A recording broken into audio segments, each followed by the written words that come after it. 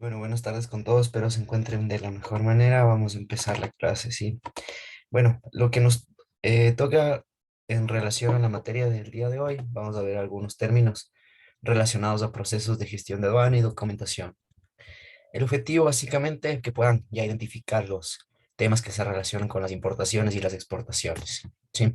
Entonces, tenemos dentro de los términos asociados básicamente a la aduana, que es el ente regulador o el ente que básicamente permite el ingreso o la salida de mercancías por medios de transporte, por las fronteras, por zonas aduaneras, con la intención de corroborar, controlar, recaudar, dar resoluciones de reclamos, recursos o peticiones de las personas que estén involucradas dentro de los procesos de comercio exterior. Sí, la aduana básicamente se encarga de normar todo este tema de las importaciones y exportaciones. El aforo, pues básicamente es un acto administrativo con determinación tributaria, es decir, con la intención de poder calcular y revisar los documentos o requisitos previos que necesite una mercancía para poder ser importada o exportada. Se establece su naturaleza, la cantidad, el valor y la clasificación arancelaria para que ésta pueda ser analizada, ¿verdad?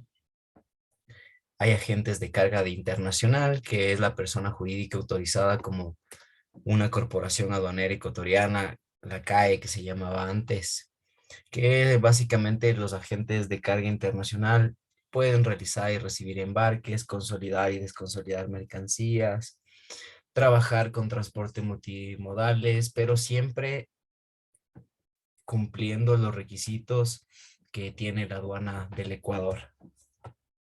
La consolidación de carga es el acto de agrupar mercancías correspondientes a varios embarcadores individuales para ser transportados hacia o desde cualquier parte del mundo, ¿no? En este caso nuestro país, para uno o más destinatarios, mediante contrato por un consolidador o agente de carga debidamente autorizado por la aduana. Términos relacionados a procesos de gestión de aduanas, pues básicamente existen la exportación a consumo, ¿verdad? Que es un régimen de aduanero para poder traer o exportar o importar bienes de consumo, ¿no? Exportación temporal con reimportación en el mismo estado es el régimen suspensivo del pago de impuestos, ya que permite la salida del territorio aduanero de mercancías nacionales o nacionalizadas para ser utilizadas en el extranjero durante un cierto plazo con el fin determinado de ser reimportadas sin modificación alguna, con excepción de las depreciaciones normales por el uso. Exportación temporal con reimportación en el mismo estado, por ejemplo, cuando van a competir los carros de Fórmula 1, ¿verdad? Vuelven en su mismo estado, solamente han sido exportados para cumplir una cierta obligación.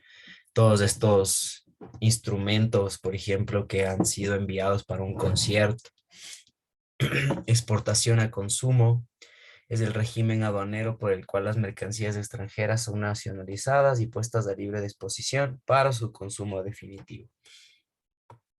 Transbordo es la operación aduanera de transferencia total o parcial de mercancías que son provenientes del extranjero con destinos a él, por un medio de transporte a otro, dentro de una zona primaria bajo control del distrito respectivo.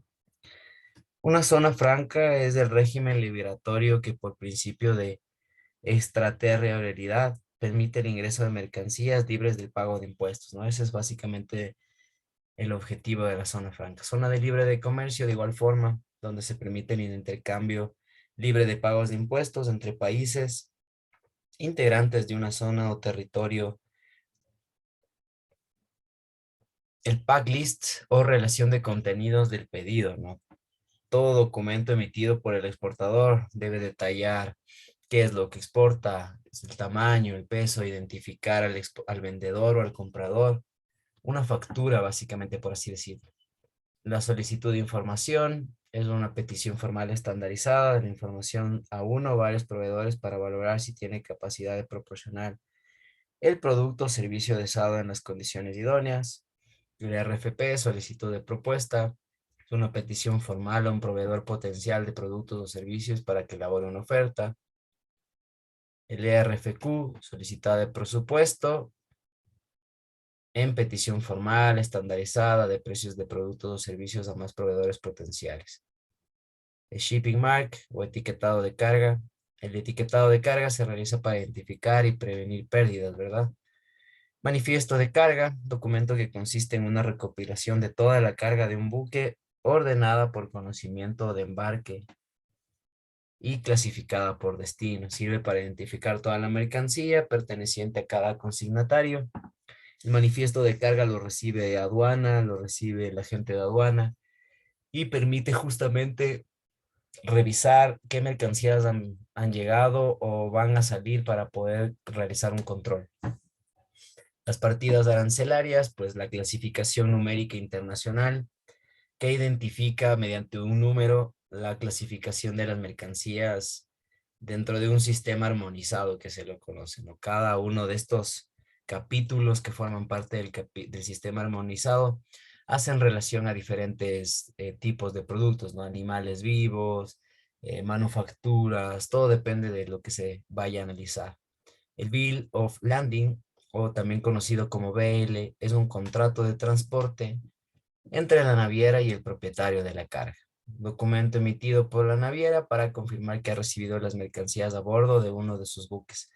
Lo que veíamos justamente en la clase pasada, ¿no? Los términos de Icoterm trabajan justamente con este tipo de contratos, dependiendo de las obligaciones o el tipo de Icoterm que se vaya a incluir o que vaya a aceptarse la responsabilidad dependiendo, ¿no es cierto?, del comprador o del vendedor.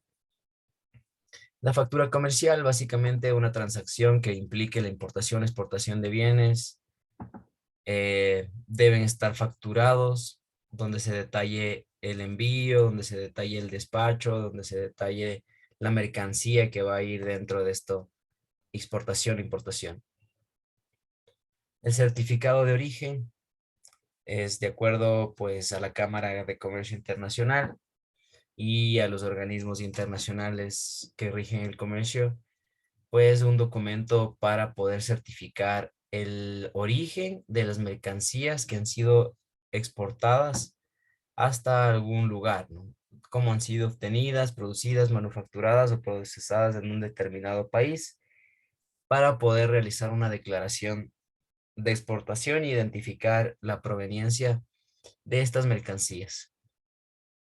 La carta de crédito es un acuerdo de pago formal y vinculante entre el comprador y el vendedor. El proceso de compraventa internacional es largo, ¿no? Y desde el momento en el que el exportador vende las mercancías hasta que el importador las tiene en sus manos pueden pasar muchos meses. Por eso existen estos tipos de documentos para poder, una vez que el vendedor y el comprador llegaron a un acuerdo, el vendedor comienza a preparar la carga de acuerdo a las condiciones que se hayan negociado. ¿Sí? Vamos a conocer un poco más de las normativas aplicables a procesos de importación y producción.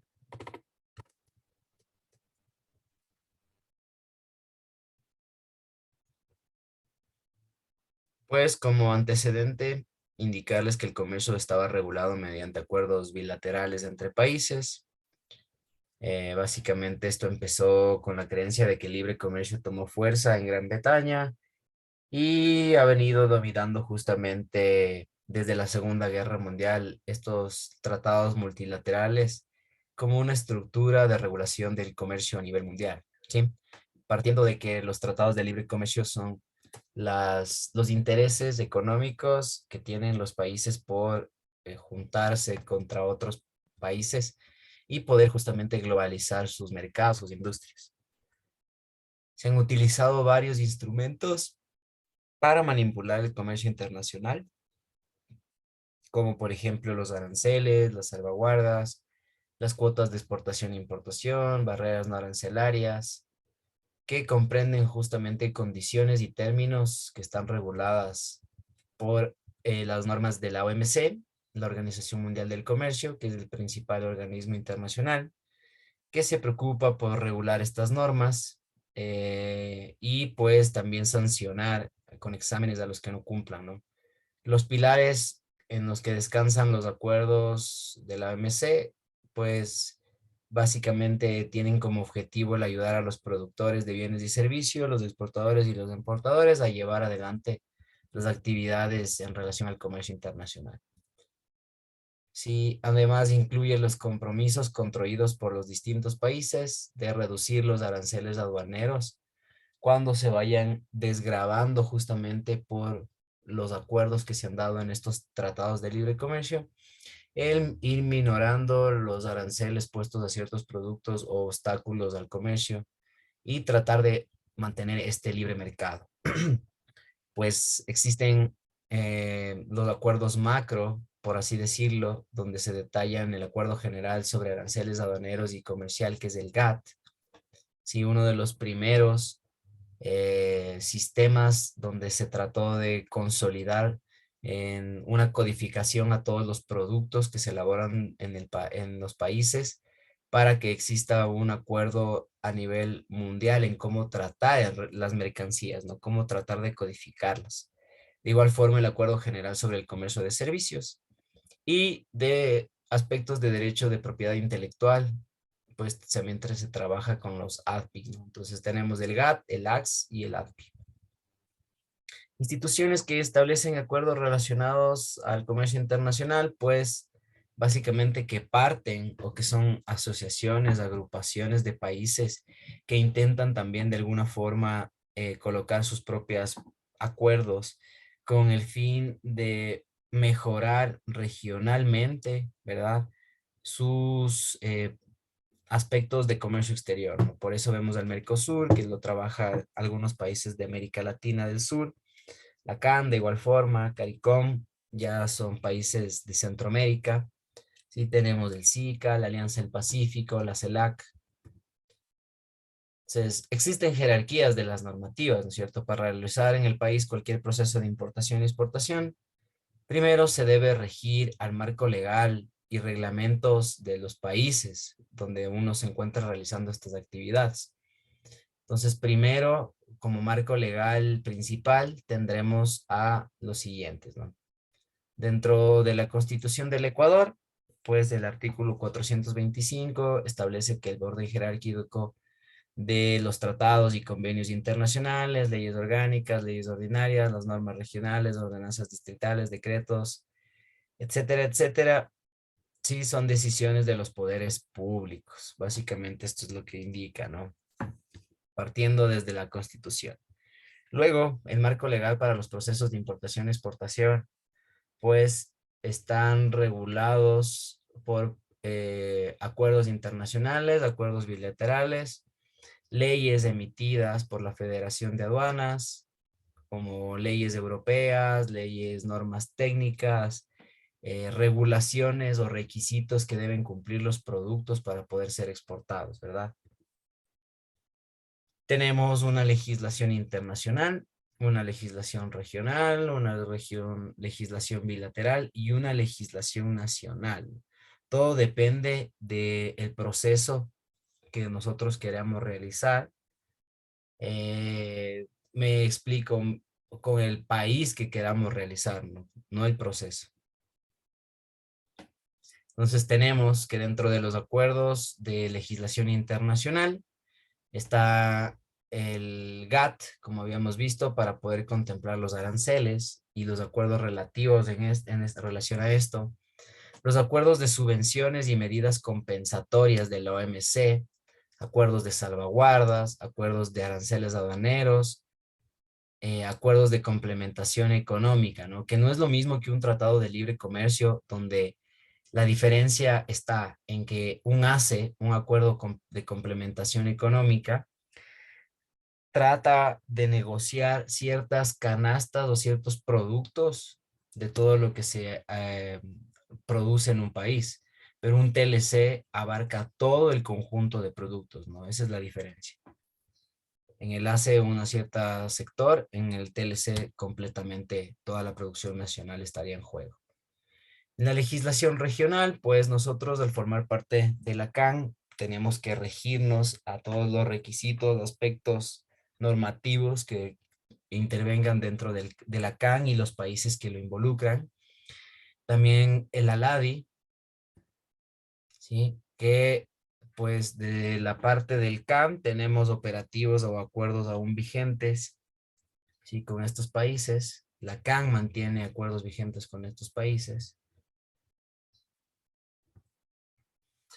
Legislación nacional, con la cual interpreta la aduana y todos los actores dentro del comercio exterior, la normativa principal, el COPSI, ¿no? El Código de la Producción de Comercio e Inversiones, donde se encuentran todas las normas que se deben cumplir para realizar acciones de comercio exterior. También tenemos el reglamento del COPSI, donde se trabaja más a detalles, notas o acciones que ya se deben considerar. Tenemos resoluciones del COMEX, que básicamente vienen dadas por el Ministerio de Producción de Comercio Exterior, ¿no es cierto? Y Pesca del Ecuador, el Ministerio de Producción. Resoluciones que pueden básicamente estar dadas como medidas de salvaguardas, medidas especiales para ciertos países, vigilancia, normativas derivadas de la aduana del Ecuador que puedan tener incidencia en las industrias nacionales. Por ejemplo, el derecho aduanero es la rama del derecho administrativo y tributario que se encarga de regular el tráfico de mercancías, ya sean exportadas o importadas, para imponer sanciones a los actores que incurran en infracciones hacia estas regulaciones. ¿Sí? Es de gran importancia de política comercial y fiscal de un país, ya que puede regular justamente medidas proteccionistas para proteger el mercado interno contra la competencia de productos extranjeros, ¿no? Por eso se trabaja en los regímenes aduaneros, ¿no? Tenemos regímenes de importación, regímenes de exportación, regímenes de excepción y otros regímenes. Los regímenes de importación y exportación, pues básicamente se van a diferenciar en dos grupos. Si es que el producto va a ser transformado para poder ser exportado y luego reimportado a un país, o si es que este régimen abarca productos que no van a sufrir transformación, ¿no? Esas serían las dos diferencias. ¿Por qué? Porque básicamente estamos hablando de que si van a sufrir una transformación para luego posteriormente ser consumidos, o si van a sufrir alguna transformación técnica que va luego a ayudar a que este producto sea 100% complementado en su producción, o regímenes que ya no tienen transformación, que ya son directos a consumo, ¿no? O van a cumplir alguna necesidad, a satisfacer alguna necesidad, por así decirlo. En el régimen de excepción, pues en cambio encontramos al tráfico postal o el courier, tráfico fronterizo, menaje de casa y equipo de trabajo, vehículo de uso privado de turista, aprovisionamientos, efectos personales de pasajero, ¿sí? Estos son los regímenes de excepción que tienen otro tipo de vigilancia o normativa. Y otros regímenes aduaneros, ¿no? Que básicamente tratan de agilizar los procesos de comercio exterior, como la devolución condicionada, un reembarque de mercancía, tránsito aduanero, ferias internacionales, almacén especial, almacén libre o un transbordo. Tratan como que de apoyar justamente a la logística que se da dentro del comercio internacional, porque un reembarque podría ser un reembarque de mercancía que no fue bien consolidada, que tal vez el comprador no y quería ese tipo de mercancía y tuvo que hacer un reembarque, o de tránsito aduanero, cuando solamente una mercancía está transitando un puerto para llegar a otro puerto, o aeropuerto para llegar a otro. Las ferias internacionales, básicamente, cuando se van a cumplir este tipo de eventos en los cuales van a traerse muestras o que van a traerse algún tipo de mercancía que va a ser expuesta con algún fin, ¿no? Pero no, no se va a quedar netamente en el país, sino que va a retornar a su país donde vino originalmente. Almacén especial, cuando básicamente son productos que necesitan tratos especiales o que básicamente necesitan ser eh, administrados en un cierto almacén, resguardados en un cierto almacén hasta transformar tal vez alguna parte o requisito que han solicitado, como por ejemplo el hecho de ser etiquetados, ¿no es cierto? Esas serían las ideas que se les puede dar en este tipo de regímenes aduaneros que son especiales. Vamos a hablar de plataformas y páginas web para la gestión de procesos de importación y exportación. Entonces, ¿cuáles son estas páginas web en las cuales vamos a encontrar justamente los trámites y procesos en el Ecuador que permiten gestionar justamente de manera ágil y organizada para las empresas estos trámites? Pues existen los siguientes, ¿no? Hay sitios web públicos y privados. Los públicos básicamente siendo los entes de control, como la aduana, que contiene justamente el Ecuapaz como una plataforma principal. Y privados, pues podemos encontrar los servicios que brindan páginas de navieras, consolidadoras, asesores en comercio exterior, que pueden ser los agentes aduaneros, que básicamente ellos trabajan esta información. La aduana, pues al ser una institución pública, trata de controlar justamente todos los movimientos del comercio exterior, tratando de realizar un control justo de ingreso y salida de mercancías, de personas y medios de transporte, tratando justamente de que se puedan llevar a cabo las operaciones de aduaneras con el mínimo control o en los diferentes distritos, ¿no? Tanto en Esmeraldas, Culcán, hasta llegar abajo en Huaquillas o Loja, que son los entes, son los países, perdón, son las ciudades fronterizas, ¿no? Donde también se puede llevar un control más estricto aduanero por el hecho de que puede existir contrabando de ciertas mercancías.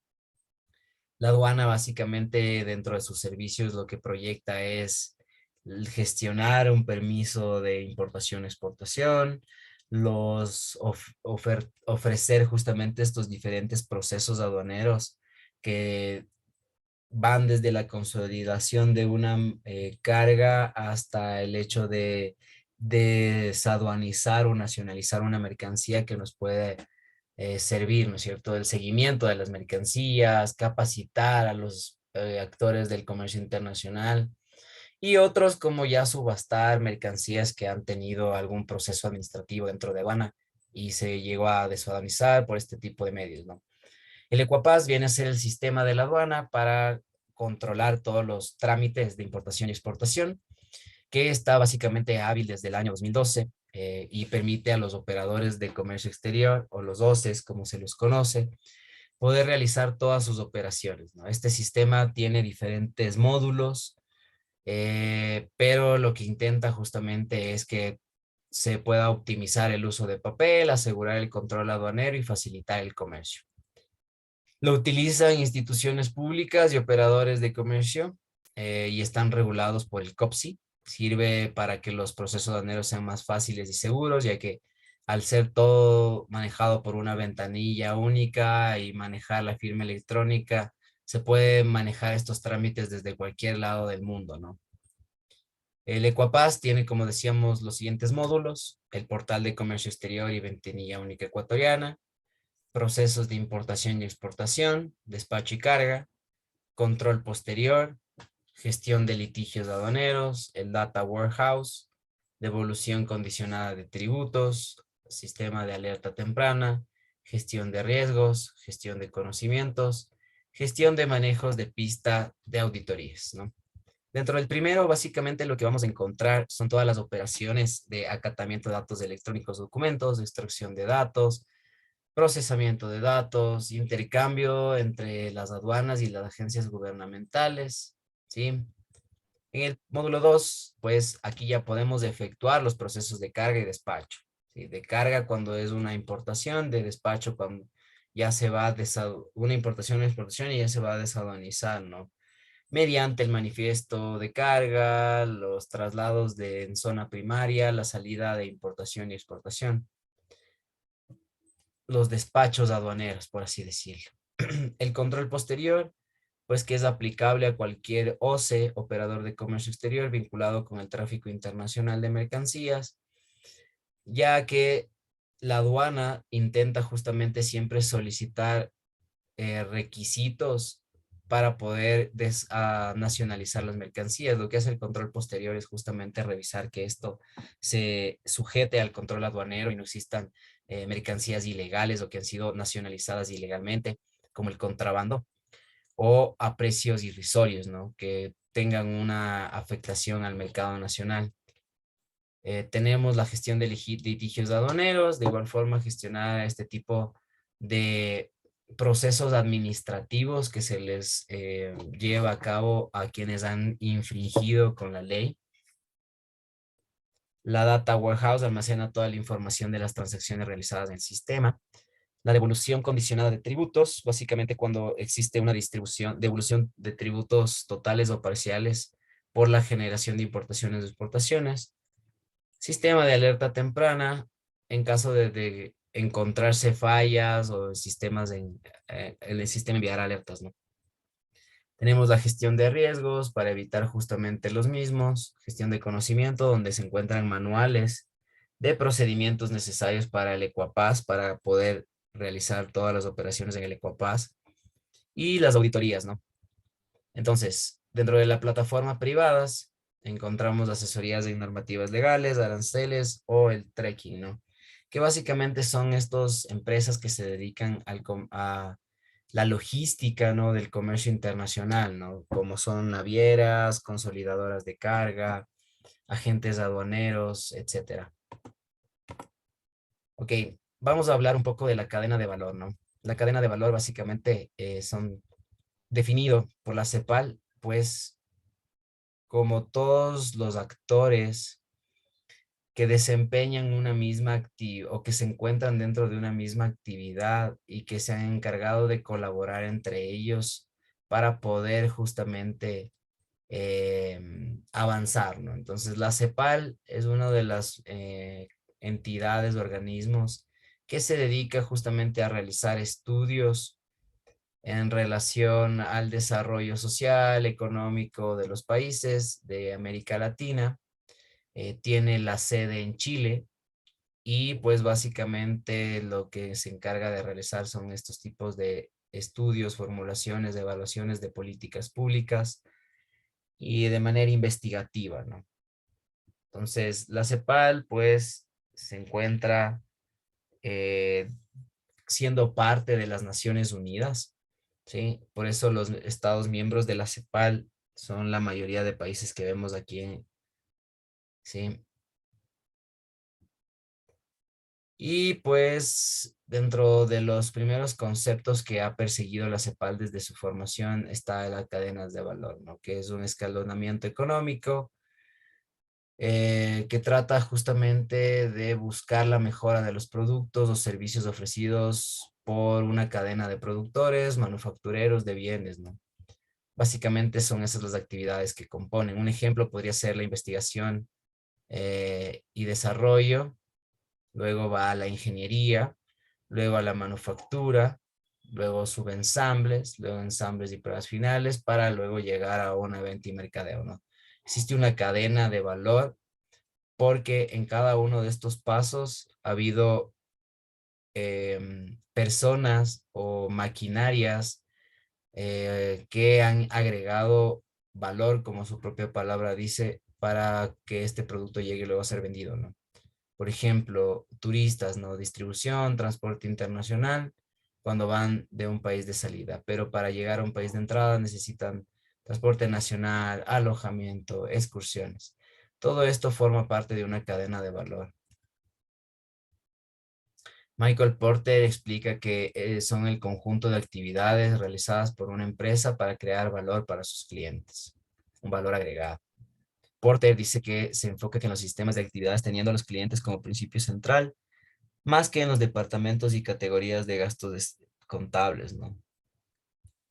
Esta es la cadena de valor diagramada por Porter, en donde hay actividades de apoyo y actividades primarias, con la intención de que cada una de estas actividades puedan ir sumando un margen de valor dentro de la cadena de producción de una empresa, ¿no?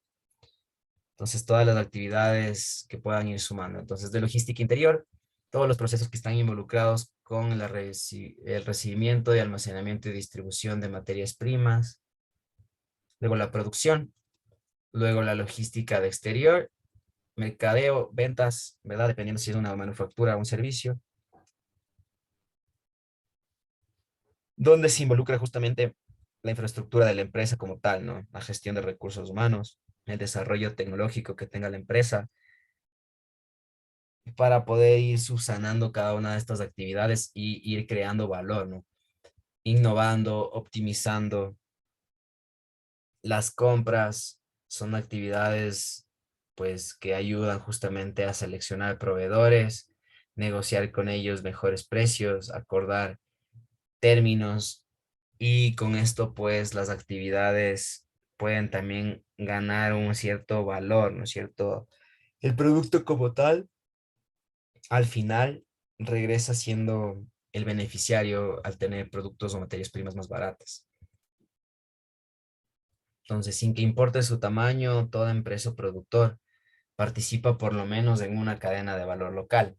Así un campesino de autoconsume, adquiere semillas, herramientas, fertilizantes y de este modo interactúa con otros eslabones de la cadena, ¿no es cierto? Las empresas que exportan directa o indirectamente intervienen además en cadenas regionales o globales de valor.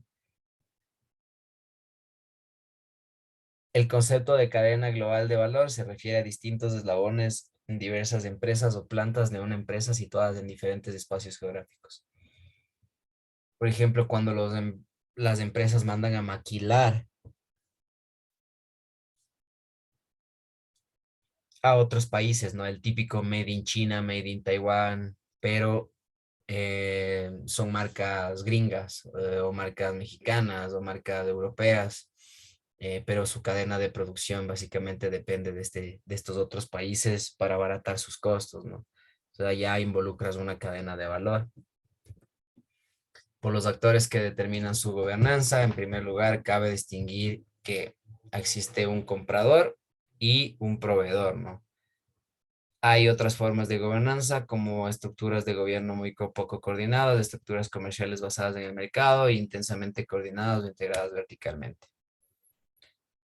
Por su alcance, encontramos que se diferencian en cadenas de valor nacionales, donde los productos solo se comercializan en el país donde se elabora, y cadenas regionales y globales de valor, ¿no? Que es todo lo que se puede ya comercializar con distintos países. Por el grado de transformación del producto, ciertos productos como las frutas frescas precisan pocos pasos de transformación en la cadena de valor.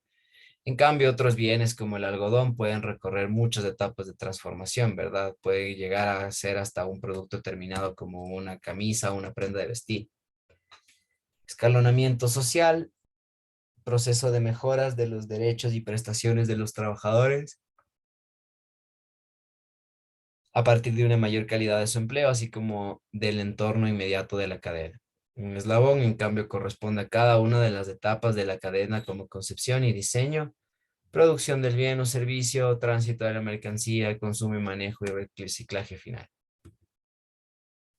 Entonces, en este cuadro vamos a ver los tipos de gobernanza en las cadenas de valor y sus características centrales, con la intención de que podamos definir el tipo de gobernanza, sus características, las complejidades en las transacciones, habilidad para codificar transacciones, capacidades en la base de proveedores y el grado de coordinación explícita y asimetrías de poder, ¿no?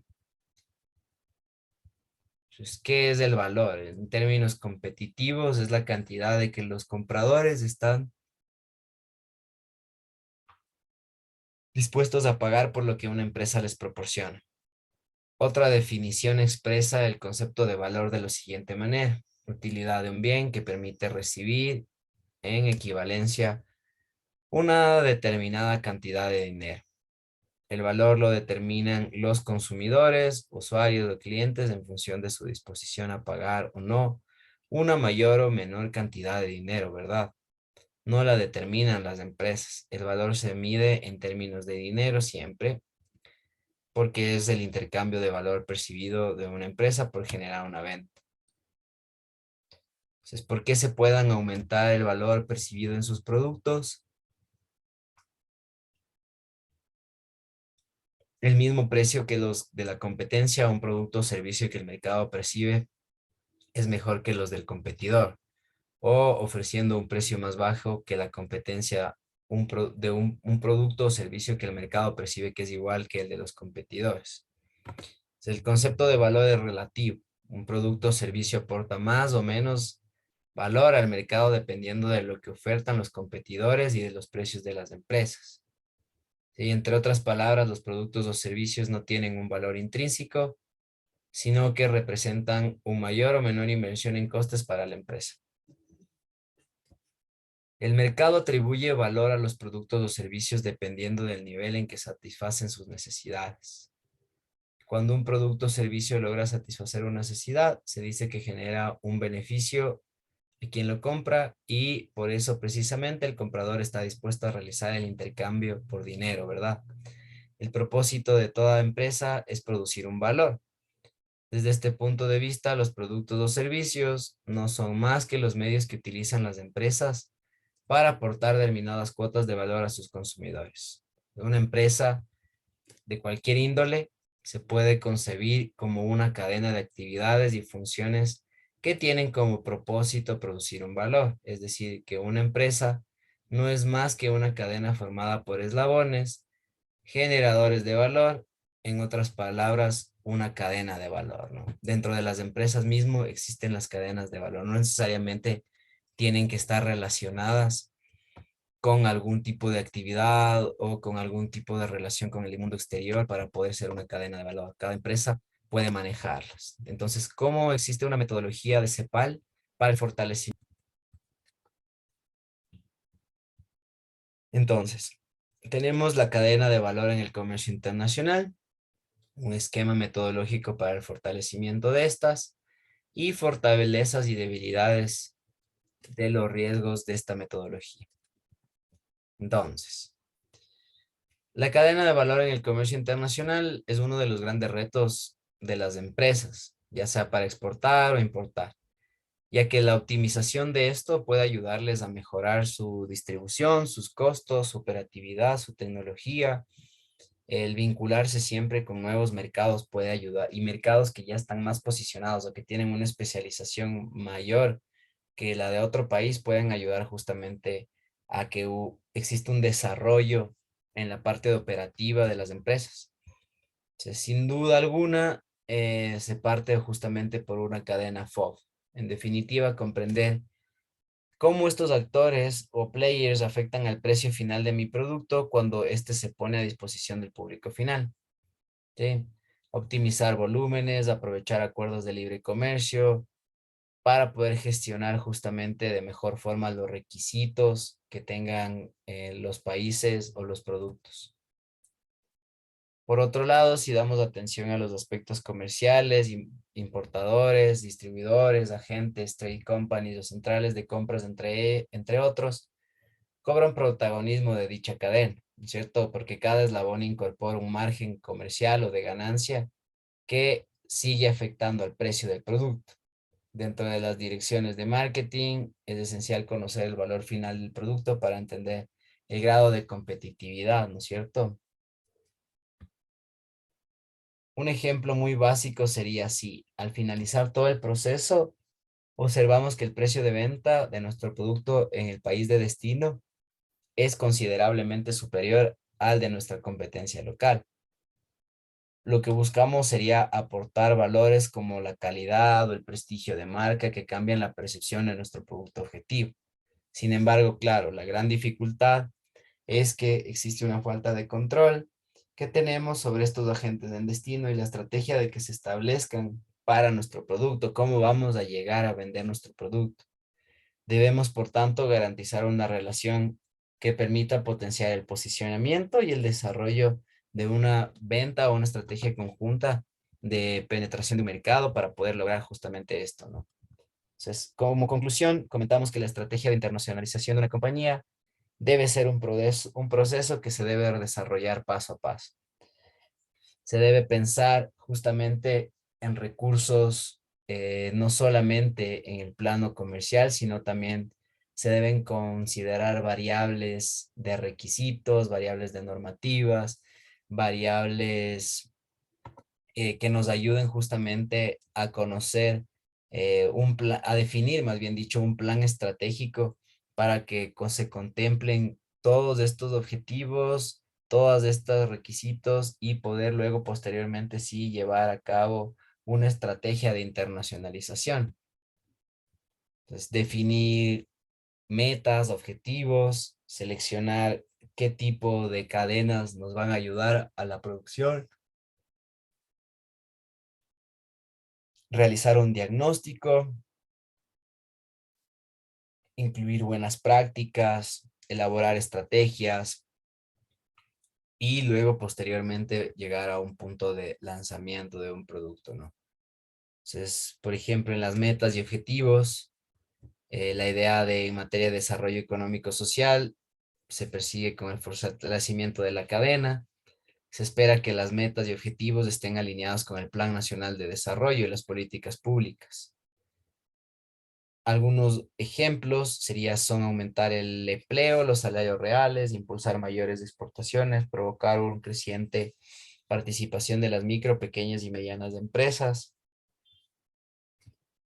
En la selección de cadenas, pues esta etapa se define como la priorización de enfocar los esfuerzos de los sectores públicos y privados,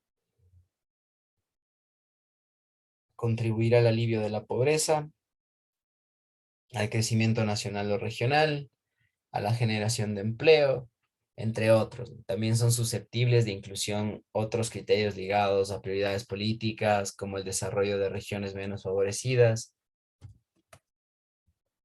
En cuanto a la metodología para la definición de metas y objetivos, pues la selección de cadenas es flexible.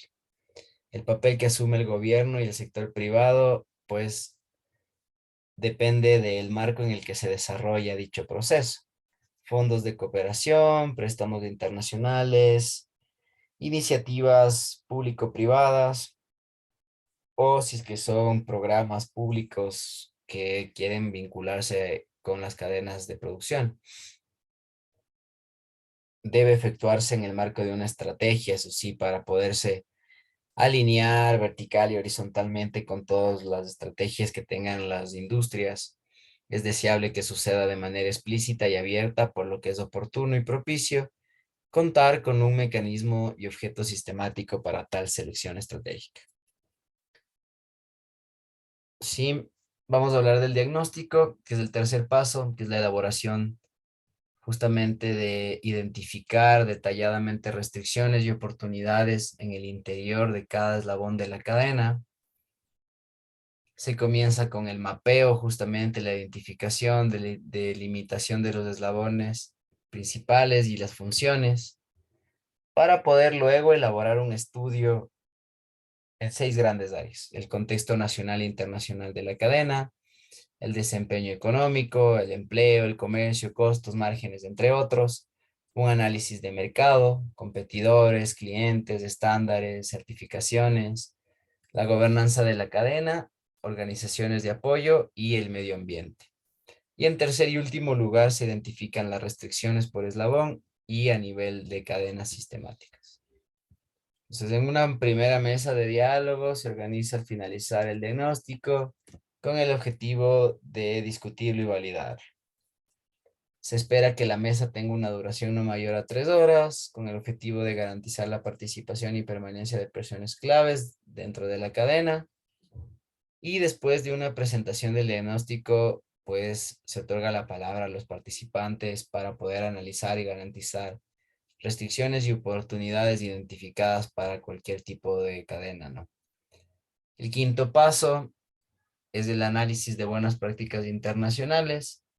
Estas proporcionan un referente para determinar la distancia que separa la cadena de valor estudiada de cadenas similares en otros países, así como lecciones para la elaboración de las estrategias. Es el siguiente paso, que con la idea de justamente superar lo antes dicho, trata de especificar a nivel micro, medio y macro, pues soluciones, ¿no? Que pueden ser medibles, responsables en el tiempo, con recursos asignados. No es suficiente poner el fortalecimiento de los recursos humanos especializados, también hay que identificar las áreas, las organizaciones, con la capacidad de impartir los contenidos, los recursos y los plazos. Luego tenemos una segunda mesa de diálogo que pues busca enriquecer el proceso, ¿no? Un elemento clave a desarrollar es un ejercicio conjunto de priorizar las estrategias, es decir, que en estos integrantes de la mesa decidan de manera conjunta cuáles acciones deben ser ejecutadas de manera inmediata, ¿no? Y la implementación, la priorización de estrategias acordadas en las mesas anteriores, pues deben contar con función de recursos disponibles y el mandato para realizar o avanzar con esta implementación a través de actividades puntuales dentro de los eslabones específicos de la cadena, la elaboración de análisis de mercado, estudios de prefactibilidad, para poner la puesta en práctica de todas las estrategias, ¿verdad? Este nivel se trata de capitalizar el buen ánimo de cooperación y trabajo que suele acompañar y dar impulso a la ejecución de actividades para llegar al lanzamiento, donde esto debe ser un evento participativo, mediático, en el que se convoca a representantes de los eslabones de la cadena y se anuncian los compromisos que se han adquirido en cada uno de ellos. Como ahora estamos viendo justamente este hecho de los clústeres, ¿no es cierto?, en el gobierno actual, ha funcionado de esa forma. Yo pude participar justamente dentro de la organización de uno de estos y pues al inicio se realizaban todos estos procesos, ¿no? Escuchar cada uno de los actores que conforman parte de las cadenas de valor del sector del calzado, en este caso, donde estaban involucrados justamente desde los productores de curtiembres, productores de fábricas medianas, grandes, industriales, productores de insumos, cadenas comerciales, etcétera, con la finalidad de poder consensuar y llevar estrategias que permitan el desarrollo del sector de textil y calzado a nivel nacional, ¿no es cierto? Entonces, se realizan compromisos dentro del sector público y privado para poder llegar a acuerdos que permitan desarrollar, encontrar fortalezas, debilidades y riesgos eh, dentro del sector, ¿sí? Entonces, justamente esto es lo que se puede contar. La CEPAL, para poder mitigar estos riesgos de la metodología, lo que identifica como cuellos de botella es diseñar estrategias participativas que pues traten de involucrar a todos los que forman parte, ¿no?, de la cadena. Pero es un poco complicado porque cada uno de los actores que conforman una cadena de valor pues tendrán sus propios criterios, tendrán sus propios beneficios, tendrán sus propios objetivos y alinearlos a veces en diseñar una política pública o en compromisos resulta un poco complicado, ¿no? Dependiendo de cada sector, obviamente. En segundo término, se promueve la transparencia, ¿no? De ser decisiones participativas, donde hay una mesa abierta al diálogo, para brindar soluciones objetivas, estrategias que ayuden en verdad a construir acuerdos. En tercer lugar, se refiere a conocimientos y se crean capacidades de funcionarios públicos para replicar el proceso posteriormente, ¿no? Todas las etapas del proceso son desarrolladas de manera conjuntas con los gobiernos locales para que luego pueda desarrollarse en el transcurso de los siguientes años una actualización de este tipo de metodología. La experiencia en la aplicación de la metodología se ha evidenciado en Debilidades y riesgos. Una preocupación expresada por hacedores de política pública es que en general una cadena tiene poco peso en el grado de la actividad económica. Sí, ese puede ser un problema igual. El factor básico para el éxito de la metodología es el involucramiento y el apoyo del sector público en este proceso. Sí, debe existir una activa participación, enriquecer la información, el análisis, implementaciones previas para poder sostener estos tipos de procesos que pueden ayudar a los sectores claves o sectores que se han venido disminuyendo tal vez en el pasar de los años. Encontrar a estos agentes, involucrarlos, identificarlos mediante diagnósticos y diseñar estrategias que pueden tener impulso gubernamental, o con fondos públicos o con fondos privados, pero la idea justamente es tratar de que los espacios de diálogos que no son manejados adecuadamente y las expectativas que no son claras desde el principio del proceso puedan luego ser sostenidos o puedan ser justamente acordados en estrategias eh, como en cuadros que vemos a continuación, ¿no? Encontrar beneficios y debilidades de cada una de estas estrategias que se quiere brindar o que se quiere solucionar. Beneficios: facilita la implementación de planes de desarrollo y políticas industriales. Enfoque micro, que hace posible la identificación de restricciones y el diseño de estrategias focalizadas. Fomenta la creación de acuerdos entre sectores públicos y privados. Toma decisiones participativas. Transferencia y apropiación de la metodología por parte del sector público. Y las debilidades, pues vemos justamente la falta de compromiso del sector público y privado, poco peso de la actividad económica en, en general, ¿no? Puede ser justamente el sector del calzado, por ejemplo, que contribuye con menos del 1% del PIB total. Entonces, ¿para qué yo trato de hacer una sola cadena con este tipo de actividad económica que no me representa casi nada a nivel total? ¿Sí? Recursos financieros limitados o inexistentes para poder implementar justamente una cadena global de valor. Y diría que en el caso del Ecuador, hablamos de la informalidad que existe en las industrias, ¿no? No existe un proceso de formalización o de legalidad en todas las industrias. Hay empleados que no están regulados, hay empresas que no pagan sus impuestos, hay un montón o sin número de irregularidades o informalidades que afectan netamente a este tipo de procesos de formar clústeres o procesos de formar cadenas nacionales o globales de valor que pueden afectar justamente a estos procesos de desarrollo de comercio internacional. Entonces, como una conclusión final para ir terminando la clase, pues tenemos que la metodología ofrece un diseño de políticas públicas focalizadas a nivel de actores concretos que integran los eslabones de una cadena de valor.